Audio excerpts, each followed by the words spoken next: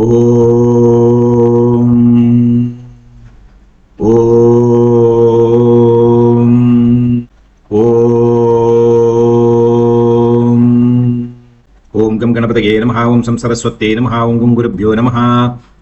ഓം ബ്രഹ്മാ വിഷ്ണു രുദ്രമഹേശ്വര സദാശിവ ദുർഗാ ലക്ഷ്മി സരസ്വതി സാവിത്രി രാധാദേവ്യേ നമഃ. ഓം പ്രസീദ വിശ്വേശ്വര വിശ്വപ്രസീദേ പ്രസീദ വിശ്വേശ്വര വേദരൂപിണി പ്രസീദ മായാമി മന്ത്രവിഗ്രഹേ പ്രസീദ സർവേശ്വര സർവരൂപിണി. ഓം ശാന്തി ശാന്തി ശാന്തി. ഓം മാനോ ഭദ്രാഃ കൃതവോ യന്തു വിശ്വതഃ. സദാശിവസമാരംഭാം ശങ്കരാചാര്യമധ്യമാം അസ്മദാചാര്യപര്യന്തം വന്ദേ ഗുരുപരമ്പരാം. സർവവേദാന്ത സിദ്ധാന്ത ഗോചരം തമഗോചരം ഗോവിന്ദം പരമാനന്ദം സദ്ഗുരും പ്രണതോസ്മ്യഹം. ഓം ശ്രീ സദ്ഗുരു പരമാത്മനേ നമഃ. ഭക്തജനങ്ങൾ എല്ലാവർക്കും എൻ്റെ നമസ്കാരം. പരാശക്തിയുടെയും ആദിശങ്കര ഭഗവത്പാദരുടെയും അനുഗ്രഹത്താൽ നാം ഇപ്പോൾ സൗന്ദര്യലഹരി എന്ന മഹാസ്തോത്രത്തിൻ്റെ അർത്ഥമഹാത്മ്യങ്ങളെ മനസ്സിലാക്കുകയാണ്. ഇന്ന് 37ാമത്തെ ശ്ലോകമാകുന്നു. ഈ ശ്ലോകത്തിന് പറഞ്ഞിരിക്കുന്ന മന്ത്രം ഓം ശ്രീ ദേവ്യൈ നമഃ. ഓം ശ്രീ ദേവ്യൈ നമഃ. ഇതിൻ്റെ ബലശ്രുതി എന്ന് പറയുന്നത് ഭൂതപ്രേത പിശാചുക്കളുടെ പീഡ നീങ്ങുവാൻ വേണ്ടിയാവും. അതായത് ഭാവി സംബന്ധങ്ങളായ അല്ലെങ്കിൽ പിശാചുക്കളുടെ ബാധയിൽ നിന്നുമുള്ള മുക്തിക്ക് വേണ്ടി ഈ മന്ത്രത്തെ ജപം ചെയ്ത് അവർ ഈ പീഡയിൽ നിന്നും മുക്തരാകുന്നു. സങ്കല്പം പിശാച ബാധ നിവാരണാർത്ഥം 37 ശ്ലോകം ജപേത് എന്ന് സങ്കല്പം. ഈ ചക്രത്തിലെ പ്രതിപാദ്യം വിശുദ്ധി ചക്രത്തിന്റെ മഹാത്മ്യത്തെക്കുറിച്ചാണ് വർണ്ണിക്കുന്നത്. ഇതിനു മുമ്പിലത്തെ ശ്ലോകത്തിൽ ആജ്ഞാചക്രത്തിലെ മഹാത്മ്യത്തെക്കുറിച്ച് മനസ്സിലാക്കി. അതിനുശേഷം വിശുദ്ധി ചക്രത്തിലെ മഹാത്മ്യത്തെക്കുറിച്ചാണ് ആദിശങ്കര ഭഗവത്പാദർ ഇവിടെ നമുക്ക് പറഞ്ഞു തരുന്നത്. ശ്ലോകം ജപിക്കേണ്ട രീതി കിഴക്കുമുഖമായി ഇരുന്ന് ദിവസവും രാവിലെ 45 ദിവസം 5000 പ്രാവശ്യം ഈ ശ്ലോകത്തെ ജപിക്കേണ്ടതാകും. അങ്ങനെ ജപം ചെയ്ത് സിദ്ധി വരുന്ന പക്ഷം ഭൂതം, പ്രേതം, പിശാചം, ബ്രഹ്മഹത്യ അല്ലെങ്കിൽ ബ്രഹ്മരക്ഷസിന്റെ ഉപദ്രവങ്ങൾ ഇതെല്ലാം മാറിക്കിട്ടും. നിവേദിക്കേണ്ടതായ ആഹാരങ്ങൾ ഉഴുന്നുവട, പായസം, തേങ്ങ, പഴം, വെറ്റിലപാക്ക് ഇത്യാദികൾ. ഈ ചക്രത്തിലെ ഈ സ്തോത്രത്തിനുള്ള ചക്രം പറഞ്ഞ് മനസ്സിലാക്കാൻ കുറച്ച് ബുദ്ധിമുട്ടാണ്. അതുകൊണ്ട് ഞാൻ അതിനെക്കുറിച്ച് പറയുന്നില്ല. പ്രത്യേകിച്ച് ബീജാക്ഷര മന്ത്രത്തെയും പ്രതിപാദിക്കുന്നില്ല. ശ്ലോകം എന്ത് പറയുന്നു എന്ന് നോക്കാം. വിശുദ്ധേ ശുദ്ധസ്ഫടിക വിശദം വ്യോമജനകം ശിവം സേവേ ദേവീമപി ശിവ സമാന വ്യവസിതാം യയോഹോ കാന്ത്യാ യാന്ത്യാ ശശികിരണ സാരൂപ്യസരണേഹ വിദൂതാ അന്തർധ്വാന്തോ വിലസതി ചകോരീവ ജഗതി. വിശുദ്ധൗ തേ ശുദ്ധ സ്ഫടിക വിശദം വ്യോമജനകം ശിവം സേവേ ദേവീമപി ശിവസമാന വ്യവസിതാം യയോഹോ കാന്ത്യാ യാന്ത്യാ ശശികിരണ സാരൂപ്യസരണേർ വിദൂധാ അന്തർധ്വാന്ത വിലസതി ചകോരീവ ജഗതി.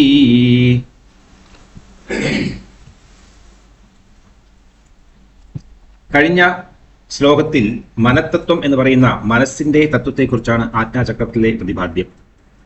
ഒരു സാധകൻ, ഒരു ഭക്തൻ പരാശക്തിയെ ധ്യാനിക്കുമ്പോൾ ഷഡാധാര ചക്രങ്ങളിലൂടെ പരാശക്തിയെ കൂട്ടിക്കൊണ്ടുപോയി സഹസ്രാര പത്മത്തിൽ ചേർത്ത് ശിവനുമായുള്ള സംയോഗത്താൽ അമൃതവർഷത്തെ ശരീരമാസകലം പൊഴിക്കുന്നു. അതിനുശേഷം ശക്തി ശിവനെയും കൂട്ടി തൻ്റെ വസതിയായിരിക്കുന്ന മൂലാധാര പത്മത്തിലേക്ക് തിരിച്ചു വരികയാണ്. ഇതിനെ ആരോഹണമായും അവരോഹണമായും ധ്യാനിക്കേണ്ടതാകുന്നു. ആരോഹണ നേരത്ത് മൂലാധാരം, സ്വാധിഷ്ഠാനം, മണിപൂരം, അനാഗത, വിശുദ്ധി, ആജ്ഞ, സഹസ്രം.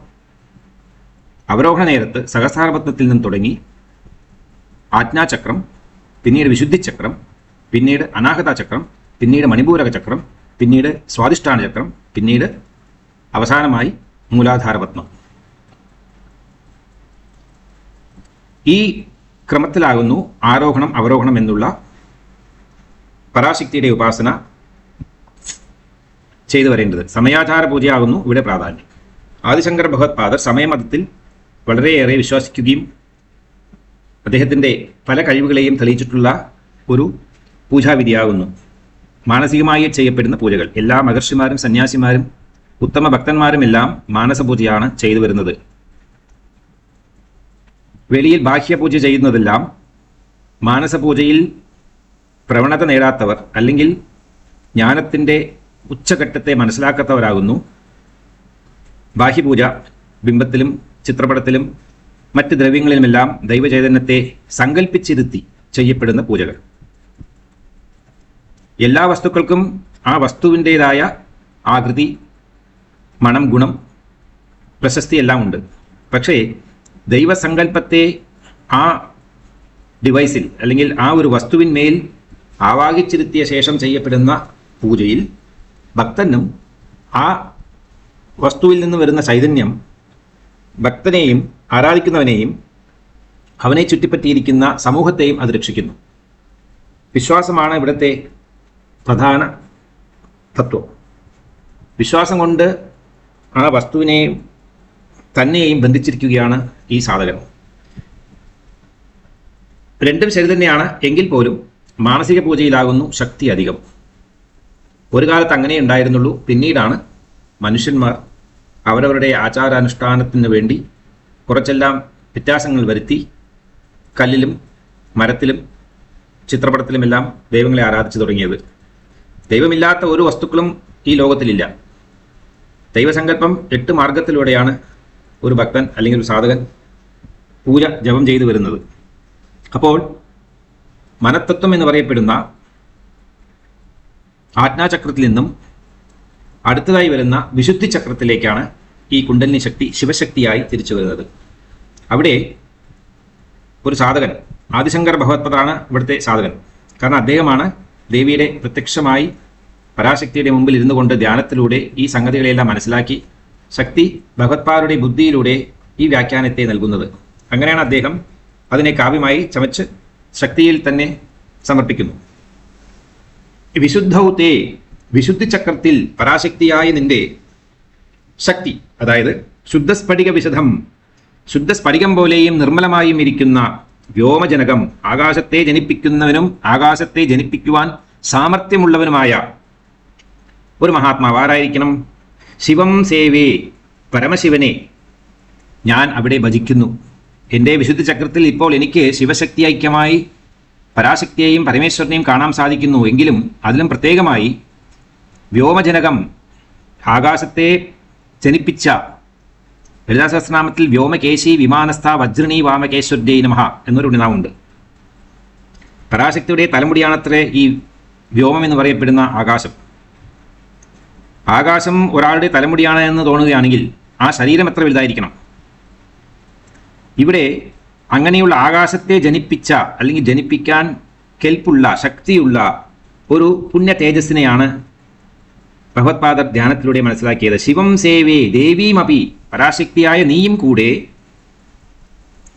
ശിവസമാന വ്യവസിതാം, ശിവനോട് സമാനമായിരിക്കുവാൻ പ്രയത്നത്തോടുകൂടി ശിവനെ പോലെ തന്നെ ശക്തി ഇരിക്കണം അല്ലെങ്കിൽ ശക്തിയെ പോലെ തന്നെ ശിവൻ ഇരിക്കണം എന്ന് ആഗ്രഹിക്കേണ്ടത്.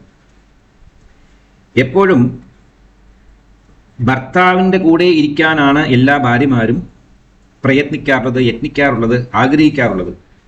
അവർക്ക് അവരുടെ ഭർത്താവ് ഒരു മോഡലാണ്. ഉത്തമയായിരിക്കുന്ന ഒരു സ്ത്രീയുടെ കാര്യമാണ് ഞാൻ പറയുന്നത്, എല്ലാവരും അല്ല. മക്കൾക്ക് അച്ഛനമ്മമാരാണ് അവരുടെ ഹീറോയിൻ. അതേമാതിരി ഭാര്യയ്ക്ക് തൻ്റെ ഭർത്താവാണ് ഹീറോയിനുമായിരിക്കുന്നത്. ഭർത്താവിന് തുല്യമായി ഭർത്താവിന് ഇഷ്ടാനിഷ്ടങ്ങളുടെ മനസ്സിലാക്കി ഭർത്താവിനെ സുഖിപ്പിച്ചും സന്തോഷപ്പെടുത്തിയും ജീവിക്കാൻ ശ്രമിക്കുന്ന ഒരു ഉത്തമ കുലജാതിയാകുന്നു പരാശക്തി എന്ന് പറയപ്പെടുന്ന പാർവതീദേവിയും ഗൗരീദേവിയും എല്ലാമായിരുന്നത്. ആ ശക്തിയോടുകൂടി അപ്പോൾ ശക്തി ശിവനോട് ചേർന്ന് നിൽക്കണം, അടുത്തിരിക്കണം എന്ന് ആഗ്രഹിക്കുന്നു. ശക്തി ശിവന്റെ ഇടതുമടിത്തട്ടിൽ ഇരിക്കുന്നവളാണ്. സാധാരണ പരമശിവൻ ധ്യാനയോഗങ്ങളെല്ലാം ഇരിക്കുമ്പോൾ ആരെയും കൂടെ ഇരുത്താറില്ല. അങ്ങനെയുള്ള പരമശിവനെ എങ്ങനെയെങ്കിലും സദാ സർവകാലവും തൻ്റെ കൂട്ടത്തിൽ തന്നെ ആക്കി തീർക്കണമെന്ന് ആഗ്രഹിച്ചുകൊണ്ട് ദേവി പലപ്പോഴും അടുത്തു വന്നിരിക്കാറുണ്ട്. ദേവിയുടെ സാന്നിധ്യമാത്രത്താൽ തന്നെ ശിവൻ ദേവിയിൽ താല്പര്യം കാണിക്കുകയും പരാശക്തിയായ മഹാത്രിപുരസുന്ദരിയെ ആർക്കാണ് ആവശ്യമില്ലാത്തത്? അങ്ങനെ സമാന വ്യവസിതാം, ശിവനോട് സമാനമായ പ്രയത്നത്തോടുകൂടി ശക്തിയുടെ ഭാവങ്ങളും ചലനങ്ങളും എല്ലാം ശിവൻ്റേതാകുന്നു. അതേപോലെ തന്നെ ശിവന്റെ ഭാവങ്ങളും ചലനങ്ങളും എല്ലാം ശക്തിയുടെ ആകുന്നു.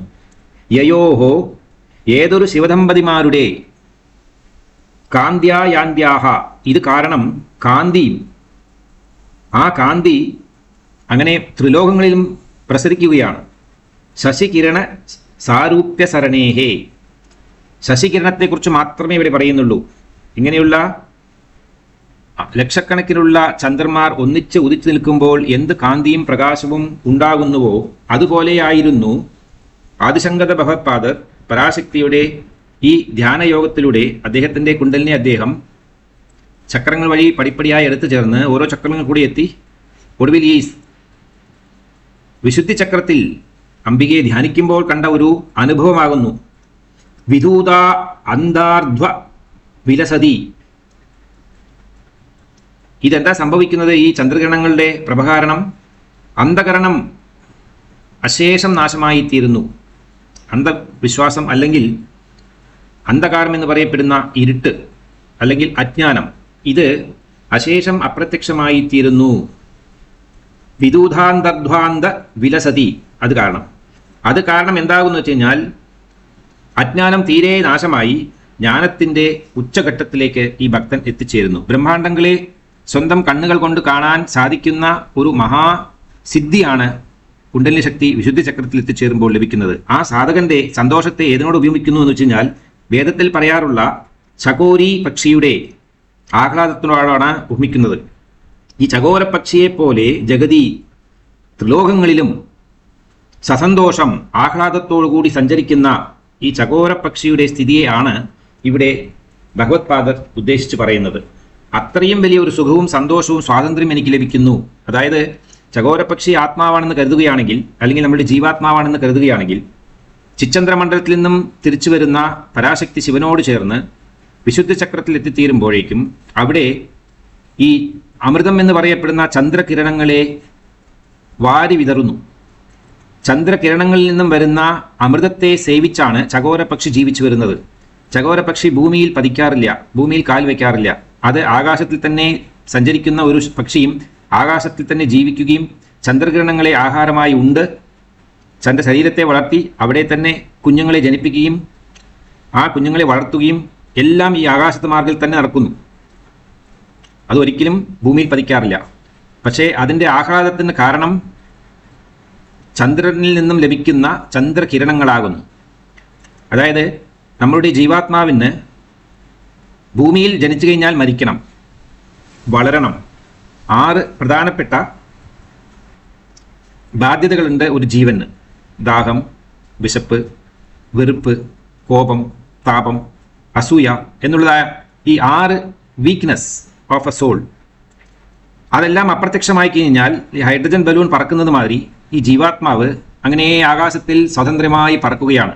പിന്നെ ഈ ഭൂമിയെക്കുറിച്ച് ഒരു ചിന്തനയുമില്ല, ഭൂമിയിലേക്ക് വരേണ്ട ആവശ്യവുമില്ല, ഭൂമിയുമായിട്ട് അതിന് ഒരു ബന്ധം ഉണ്ടായില്ലാതായിരുന്നു. കാരണം ഭൂമിയിൽ വന്നാൽ ജനിക്കുകയും മരിക്കുകയും ചെയ്ത് ജീവാത്മാവ് അശുദ്ധമാകുന്നു. കാരണം പല കർമ്മങ്ങൾ ചെയ്തു കഴിയുമ്പോൾ നാം അതിനോട് ഒത്തുചേർന്ന് പോകുന്നു. ഒരു ഉദാഹരണം നോക്കുകയാണെങ്കിൽ, നല്ല വാസനയുള്ള സ്ഥലത്ത് നമ്മളുടെ ശരീരത്തെ എക്സ്പോസ് ചെയ്യുകയാണെങ്കിൽ നാം ആ സ്ഥലം വിട്ട് പുറത്തു പോയ ശേഷവും നമ്മുടെ ശരീരത്തിൽ നിന്നും നമ്മൾ അണിഞ്ഞിരിക്കുന്ന വസ്ത്രങ്ങളിൽ നിന്നെല്ലാം ആ ഫ്രേഗ്രൻസ് അല്ലെങ്കിൽ ആ സുഗന്ധം അവിടെയെല്ലാം പ്രസരിക്കുന്നു. അതിനെന്താ കാരണം? നമ്മൾ ആദ്യം ആ സുഗന്ധമുള്ള സ്ഥലത്ത് പോയത് കൊണ്ടാണ് ആ വാസന നമ്മളെ തുടർന്ന് വരുന്നത്. അതേ നേരത്ത് ദുർഗന്ധം വമിക്കുന്ന സ്ഥലത്ത് പോയി വരികയാണെങ്കിൽ ശരീരമാസകലം ദുർഗന്ധം പ്രസരിപ്പിക്കുന്നു. അതിനെയാണ് ഇവിടെ പറയുന്നത്. അങ്ങനെയാണ് ജീവാത്മാവിന് അഴുക്ക് സംഭവിക്കുന്നത്. ജീവാത്മാവ് തൻ്റെ ജീവനെ, തൻ്റെ ശരീരത്തെ നിലനിർത്തുവാൻ വേണ്ടി മാത്രം എല്ലാവിധമായ സത്കർമ്മങ്ങളും ദുഷ്ടകർമ്മങ്ങളും ചെയ്യുന്നു. അപ്പോൾ ദുഷ്ടകർമ്മത്തിൻ്റെ കാരണം ദുർഗന്ധവും പാവശക്തിയും അതിൽ പതിക്കുന്നു. സത്കർമ്മം ചെയ്തിട്ടുണ്ടെങ്കിൽ പ്രശ്നമില്ല, പക്ഷേ ദുഷ്കർമ്മം ചെയ്യാനാണ് സാധ്യത അധികം. മനുഷ്യൻ ആഗ്രഹങ്ങൾക്കും കോപതാപങ്ങൾക്കെല്ലാം അടിമയായി ജീവിക്കുന്ന ഒരു സോഷ്യൽ അനിമലാകുന്നു. അപ്പോൾ പാപകർമ്മം ചെയ്യാനുള്ള സാധ്യത കൂടുതലാണ്, പ്രത്യേകിച്ച് ഈ കലിയുഗത്തിൽ. അപ്പോൾ നമുക്ക് മുകളിലോട്ട് പറക്കാൻ സാധ്യമല്ല. അതായത് വളരെ അപൂർവമാണ് ഒരു ഭക്തന് സാധന ചെയ്ത് കുണ്ടലിനി ശക്തിയെ വിശുദ്ധി ചക്രത്തിലേക്ക് എത്തിക്കാൻ സാധിക്കുന്നത്. വിശുദ്ധവും എന്നാണ് പറഞ്ഞിരിക്കുന്നത്. കുണ്ടലിനി അതായത് ഈ വിശുദ്ധി ചക്രത്തിൽ ജീവാത്മാവ് ചെന്ന് ചേർന്ന് കഴിഞ്ഞാൽ പരമശുദ്ധിയായി തീരുന്നു. യാതൊരുവിധമായ അഴുക്കും പാപങ്ങളും ആ ജീവാത്മാവിൽ ഉണ്ടാകുന്നതല്ല. പിന്നെ ജീവാത്മാവെന്ന് വിളിക്കേണ്ട ആവശ്യമില്ല, പിന്നെ ആത്മാവ് എന്ന് മാത്രം പറഞ്ഞാൽ മതി. കാരണം ജീവൻ ഉള്ളിടത്തോളം കാലം ജീവന് പറഞ്ഞിരിക്കുന്നതായിട്ടുള്ള വീക്ക്നെസ് അല്ലെങ്കിൽ ബ്ലെമിഷസ് അല്ലെങ്കിൽ പാപശക്തി അതിൻ്റെ കൂടെ തന്നെ എപ്പോഴും ഉണ്ടാവും. അതുകൊണ്ടാണ് ഒരു സാധകൻ അഗ്നിമണ്ഡലം സൂര്യമണ്ഡലം കടന്ന ശേഷം ചന്ദ്രമണ്ഡലത്തിൻ്റെ അവസാനമായ ചന്ദ്രമണ്ഡലത്തിൻ്റെ ആരംഭമായിരിക്കുന്ന വിശുദ്ധി ചക്രത്തിലേക്കും പ്രവേശിച്ച് താൻ പരിശുദ്ധനായി തീരുന്നു. ആകാശം പരിശുദ്ധമാകുന്നു.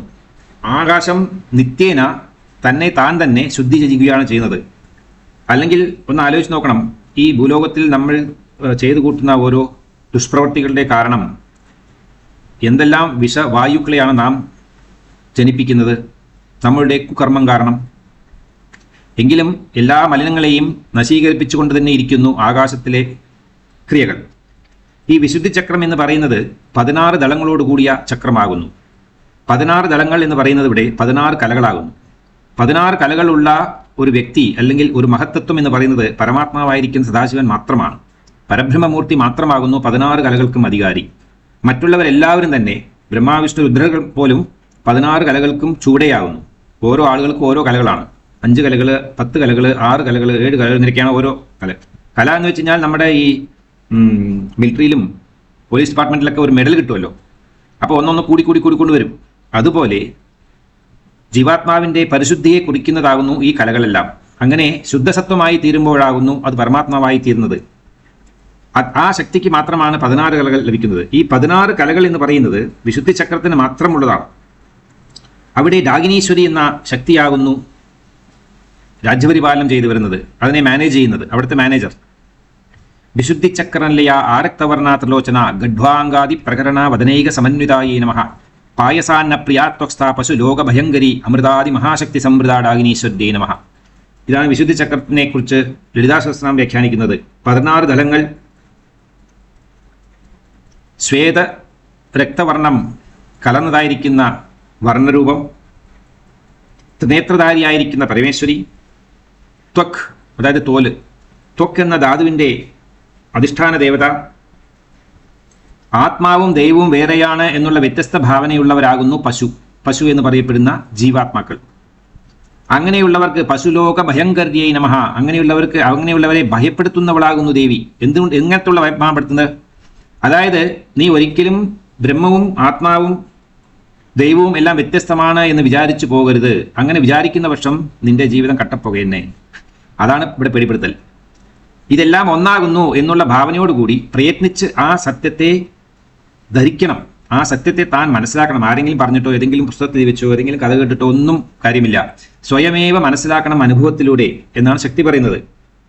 അമൃത മുതൽ അക്ഷര എന്നുള്ള ദേഹി വരെ ഉള്ള 16 ദേവിമാരാകുന്നു ഈ വിശുദ്ധി ചക്രത്തെ പരിപാലിച്ചു പോരുന്നത്.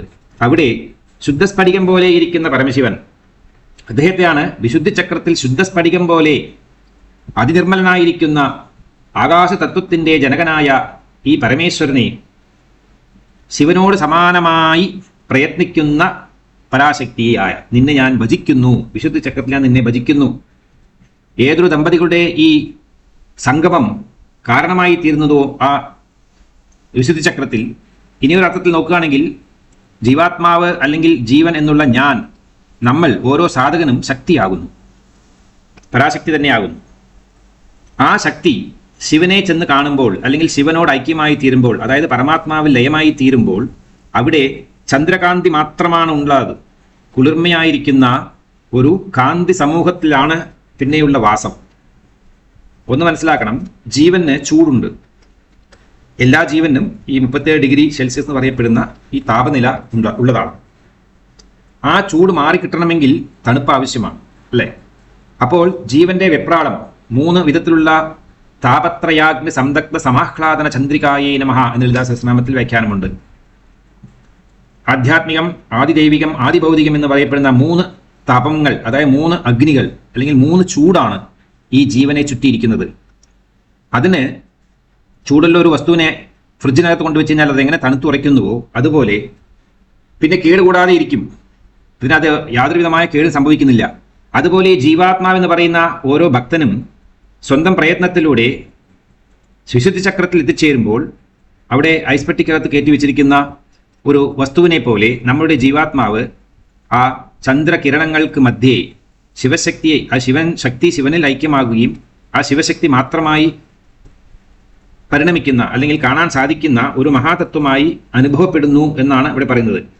കാരണം വിശുദ്ധി ചക്രപൂജയിൽ സൂര്യ ചന്ദ്ര നിരോധനം ഹേതുവായിട്ട് ഷോഡശതലങ്ങളിൽ ആയി കാണാൻ സാധിക്കുന്ന ത്രിപുരസുന്ദരി പരമേശ്വരി 16 കലകളോടുകൂടിയ ജ്യോത്സ്ന എന്ന രൂപത്തിൽ, ജ്യോതിസ്വരൂപമായിരിക്കുന്ന ശിവദമ്പതികളായി ഭക്തന് ദർശനം നൽകുന്നു. അങ്ങനെ ആജ്ഞാചക്രം മനതത്വമാണ് എന്ന് മനസ്സിലാക്കിയതുപോലെ തന്നെ ആത്മനഃ ആകാശസംഭൂതഃ, ആ ആത്മാവിൽ നിന്ന്, അതായത് ആത്മാവ് തന്നെയാണ് മനസ്സ്, മനസ്സ് തന്നെയാണ് ആത്മാവ്. ആ ആത്മാവിൽ നിന്നാണ് ആകാശത്തെ സൃഷ്ടിക്കുന്നത്. മനസ്സാണ് ആകാശത്തെ സൃഷ്ടിക്കുന്നത്. അല്ലെങ്കിൽ മനസ്സിലൂടെയാണ് ഈ പ്രപഞ്ചത്തെ ആദ്യമാദ്യം സൃഷ്ടികാര്യം ചെയ്യണമെന്ന് ആലോചിക്കുമ്പോൾ അത് പ്രഥമസൂത്രത്തിൽ നമ്മൾ പഠിച്ചു. ദേവി ഇച്ഛാശക്തി, ജ്ഞാനശക്തി, ക്രിയാശക്തി എന്നുള്ള 3 ശക്തികളുടെ അടിസ്ഥാനത്തിൽ. അതുപോലെ തന്നെ ഈ 3 ശക്തികളുടെ പ്രഭാവത്താലും അഭാവത്താലുമാണ് നവഗ്രഹങ്ങളെ ചലിപ്പിക്കുന്നത്. ആ ഒരു രഹസ്യം ഇതിൽ പറഞ്ഞ് മനസ്സിലാക്കി തരുന്നുണ്ട്. അങ്ങനെ മനസ്സിൽ നിന്നും ആകാശത്തെ ജനിപ്പിച്ചു. ആകാശത്തിൽ നിന്ന് പടിപ്പടിയായി ആകാശാത് വായുഹോ വായോരഗ്നിഹി അഗ്നി ആപഹ ആപപൃഥിവ്യ എന്നുള്ള പഞ്ചഭൂതങ്ങളെയും ക്രമമായി സൃഷ്ടിക്കുന്നു. അതിനുശേഷമാണ് സപ്തധാതുക്കളെയും ദശേന്ദ്രിയങ്ങളെയും എല്ലാം കൂടി ചേർത്ത് 36 തത്വങ്ങളോടുകൂടി ഈ മനുഷ്യനെ സൃഷ്ടിക്കുന്നത്. ആ മനുഷ്യൻ താൻ ജീവിച്ച അല്ലെങ്കിൽ താൻ ജനിച്ചു വളർന്ന അല്ലെങ്കിൽ എവിടെ നിന്ന് വന്നു, എവിടേക്ക് ഞാൻ തിരിച്ചു പോകേണ്ടതാണ് എന്നുള്ള വിചാരത്തോടുകൂടി ധ്യാനയോഗാദികൾ ആരെല്ലാം ചെയ്യുന്നുവോ അവനാണ് ഈ ശിവനായി തീരുന്നത്. അപ്പോൾ ശിവനിൽ നിന്ന് ജനിച്ച് ശിവനായി തന്നെ തീരുന്ന ഒരു ക്രിയയാകുന്നു മനുഷ്യജന്മം കൊണ്ട് നാം ചെയ്യേണ്ടത്. അതുകൊണ്ടാണ് വിശുദ്ധി ചക്രത്തിൽ കുണ്ടലിനി ആരോഹണം ചെയ്ത ഹൃദ്ഗതമായിരിക്കുന്ന അന്ധകാരത്തെ നിവൃത്തി ചെയ്യുന്നു. ആ മഹാജ്ഞാനത്തിൻ്റെ പ്രകാശമാകുന്നു ലക്ഷക്കണക്കിൽ ഉദിച്ചിരിക്കുന്ന ചന്ദ്രന്റെ പ്രഭ. അവിടെ ലഭിക്കുന്നത് പരിപൂർണമായ ആനന്ദം മാത്രമാകുന്നു. ഈ പരിപൂർണമായ ആനന്ദത്തെയാണ് ഭക്തൻ അല്ലെങ്കിൽ സാധകൻ വിശുദ്ധി ചക്രത്തിൽ ഇരുന്ന് ശക്തിയെ ധ്യാനിച്ച് മനസ്സിലാക്കുന്നത്. ഈ ധ്യാനത്തോടുകൂടി നമ്മളിൽ ഒരു പക്ഷേ ആരുടെയെങ്കിലും ശരീരത്തിൽ ഭൂതം, പ്രേതം, പിശാചം എന്നുള്ളവരുടെ ബാധയുണ്ടെങ്കിൽ, ബ്രഹ്മരക്ഷസിന്റെ ബാധയുണ്ടെങ്കിൽ ഈ ബാധകളെല്ലാം തീരും. എന്തുകൊണ്ടാണ് ബ്രഹ്മരക്ഷസ് അല്ലെങ്കിൽ ഭൂതപ്രേത പിശാചത്തെക്കുറിച്ച് ഇവിടെ പറഞ്ഞത്, അല്ലെങ്കിൽ അവരുടെ ആ ബാധകൾക്കുള്ള പ്രതിവിധി മരുന്ന് ഈ ശ്ലോകമാണ് എന്ന് പറയാൻ കാരണം വിശുദ്ധി ചക്രത്തിലെ ധ്യാനത്തിൽ നിന്ന് ലഭിക്കുന്ന ഗുണങ്ങളാകുന്നു. കാരണം വിശുദ്ധമാകുന്നതുവരെ, പരിശുദ്ധമാകുന്നതുവരെ നാം അശുദ്ധരാകുന്നു. അശുദ്ധം എന്ന് വെച്ച് കഴിഞ്ഞാൽ തന്നെ ബാധയാകുന്നു. എങ്ങനെയുള്ള ബാധകളാണ് ഭൂതപ്രേത പിശാചം? ഭൂതം എന്ന് വെച്ച് കഴിഞ്ഞാൽ ഈ പ്രപഞ്ചത്തിൽ സൃഷ്ടിക്കപ്പെട്ടിരിക്കുന്ന എല്ലാത്തിൽ നിന്നും വരുന്ന ഗുണഗണങ്ങൾ. പിന്നീടുള്ളത് പ്രേതം, പിന്നീടുള്ളത് പിശാചം. അതായത് ജീവൻ ശരീരത്തിൽ നിന്ന് വിട്ടുപോയ ശേഷം ലഭിക്കുന്ന സ്ഥാനമാകുന്നു പ്രേതം. ആ പ്രേതത്തിന് മോക്ഷം മാർഗം തെളിഞ്ഞു വന്നിട്ടില്ലെങ്കിൽ അത് പിശാചമാകുന്നു. അപ്പോൾ ഇതെല്ലാം ഒരു വിധത്തിൽ അല്ലെങ്കിൽ വേറൊരു വിധത്തിൽ ബാധകളാകുന്നു. ഈ ബാധകളെല്ലാം ഇല്ലാതായി തീർന്നു കഴിഞ്ഞാൽ മാത്രമേ ആ ജീവൻ പരിശുദ്ധനാകുന്നുള്ളൂ. ആ പരിശുദ്ധനായിരിക്കുന്ന ജീവനാകുന്നു പിന്നീട് വിശുദ്ധി ചക്രത്തിൽ പ്രവേശിക്കുമ്പോൾ വിശുദ്ധമായി തീരുന്നത്. വിശേഷമായി ശുദ്ധം, പരിശുദ്ധത്തിന് മുകളിലുള്ള ഒരു വാക്കാണ് വിശുദ്ധം. അങ്ങനെ സ്വന്തം പ്രയത്നത്തിലൂടെ ആചാര്യവര്യന്മാരുടെയും ഗുരുക്കന്മാരുടെയും അനുഗ്രഹത്തെ മുൻനിർത്തിക്കൊണ്ട് അവർ പറഞ്ഞിരിക്കുന്ന ആ നിർദ്ദേശങ്ങളെ മനസ്സിലാക്കി ഏതൊരു ഭക്തൻ സാധന ചെയ്ത് കുണ്ടലിനി ശക്തിയെ വിശുദ്ധി ചക്രത്തിലേക്ക് എത്തിച്ച് അവിടെ ശിവശക്തിയായിരിക്കുന്ന സദാശിവ പത്നിമാരെ, ഉമാമഹേശ്വര പത്നിമാരെ ധ്യാനിക്കുന്നുവോ ആ നേരം ജീവന് എല്ലാവിധമായ മോക്ഷപ്രാപ്തിക്കും കാരണമായിരിക്കുന്ന ആ പരഞ്ജ്യോതി രൂപത്തിൽ 16 കലകളോടുകൂടി ജ്വലിക്കുന്ന സദാശിവ ബ്രഹ്മത്തിൽ തന്നെ ഐക്യമാവാനുള്ള ഒരു ഭാഗ്യം അല്ലെങ്കിൽ അനുഗ്രഹം സിദ്ധിക്കുന്നു. അത് എല്ലാവർക്കും സിദ്ധിക്കണം എന്നുള്ള ഒരു കാരണം കൊണ്ടാണ് മഹാത്മാവായിരിക്കുന്ന ആദിശങ്കര ഭഗവത്പാദർ മറ്റുള്ളവരുടെ ജീവന് എങ്ങനെയെങ്കിലും മോക്ഷം ഉണ്ടാക്കി കൊടുക്കാനുള്ള മാർഗത്തെ കാട്ടിക്കൊടുക്കണം എന്നുള്ള ആകാശം പോലെയുള്ള വലിയ ഒരു മനസ്സോടുകൂടിയ ആ മഹാത്മാവ് ഇത്രയും ഗംഭീരമായ ഭംഗിയേറിയ ഈ സ്തോത്രത്തെ അദ്ദേഹം ശക്തിയുടെ അനുഗ്രഹം കൊണ്ട് തന്നെ രചിച്ച് ശക്തിയുടെ തൃപ്പാദങ്ങളിൽ തന്നെ സമർപ്പിക്കുന്നു. വിശുദ്ധൗ തേ ശുദ്ധസ്ഫടിക വിശദം വ്യോമജനകം ശിവം സേവേ ദേവീമപി ശിവസമാന വ്യവസിതാം യയോഃ കാന്ത്യാ യാന്ത്യാ ശശികിരണ സാരൂപ്യ സരണേ വിദൂധാ അന്തർധ്വാന്ത വിലസതി ചകോരീവ ജഗതീ. ചകോര പക്ഷി എന്ന് പറയുന്നത് ദേവസങ്കല്പിതമായിരിക്കുന്ന സെലിസ്റ്റൽ ബോഡീസ് എല്ലാം എന്ന് പറയാറില്ലേ, അതുമാരുള്ള ഒരു കൂട്ടത്തിലുള്ളതാണ്. ഭൂമിയിൽ അത് വരാറില്ല. ഭൂമിയിൽ ഏത് ശാസ്ത്രജ്ഞന്മാർ ഏത് സ്കോപ്പിലൂടെ പ്രയത്നിച്ചാലും ആ ചകോര പക്ഷിയെ കാണാൻ സാധ്യമല്ല. അതുകൊണ്ട് ആധുനിക ലോകം അതിനെ അക്സെപ്റ്റ് ചെയ്യുന്നില്ല. ഇതൊരു മിത്ത്, ഇതൊരു സങ്കല്പം മാത്രമാണ് എന്ന് പറഞ്ഞ് ഒതുക്കപ്പെടുന്നു. അല്ല, മഹാത്മാക്കളായിരിക്കുന്ന ദീർഘദർശികൾ വിശേഷ ദൃഷ്ടിയുള്ളവർക്കെല്ലാം ഈ പക്ഷിയെ കാണാൻ സാധിക്കുന്നതാണ്. ഈ പക്ഷി വേറെ ആരുമല്ല, നമ്മുടെ ജീവാത്മാവ് തന്നെയാകുന്നു. സർവം ജഗദംബാർപ്പണമസ്തു. ഹരി ഓം.